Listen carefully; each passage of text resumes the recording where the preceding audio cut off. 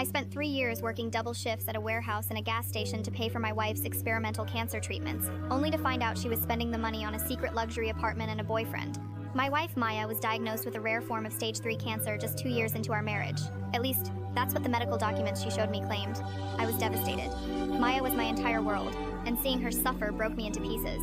She told me the only hope was a private clinic in a different city that specialized in holistic and experimental chemotherapy, but it wasn't covered by our insurance. The cost was astronomical, nearly $5,000 a month just for the infusions and medications. I didn't even think twice. I sold my truck, took out a second mortgage on our home, and started working 16-hour days. I worked my regular job during the day and took a night security gig. I was exhausted, losing weight and barely sleeping, but every time I saw Maya looking weak on the couch, I told myself it was worth it. She would go away for 3 days every single month to the clinic, and I would stay behind, working myself to the bone to fund the next trip. She always came back looking pale, wearing a headscarf, and claiming she was too nauseous to eat.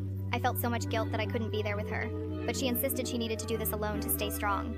The lie unraveled last Tuesday in the most mundane way possible. I was cleaning out the junk drawer looking for a flashlight when I found an old GPS device we used to use for hiking. I turned it on to check the battery, and it automatically synced to the car's recent history from the previous weekend. The destination wasn't a medical center. It was a luxury high-rise apartment complex only 40 minutes away from our house. My blood ran cold. I drove to the building that afternoon and sat in the parking lot for 2 hours. Then, I saw her. Maya walked out of the front lobby. She wasn't wearing a headscarf. Her hair, which she told me had fallen out months ago, was long, styled, and beautiful. She was wearing a designer dress and carrying shopping bags from stores I couldn't afford to walk into. She was joined by a man who put his arm around her, and they laughed as they got into a sports car. I followed them to a high-end restaurant. I walked inside, still wearing my greasy work coveralls, and stood right next to their table. The look on Maya's face was pure terror. She tried to fake a cough, tried to say, "Mark, the treatment ended early."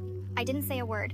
I grabbed the wine bottle from the table, poured it over her expensive steak, and walked out. I went straight to the clinic address she had given me for the bills. It was a P.O. box.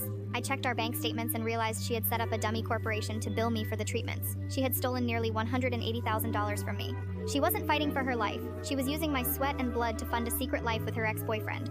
She had been shaving her head in the bathroom and applying pale makeup every time she knew I was coming home. I've already called the police.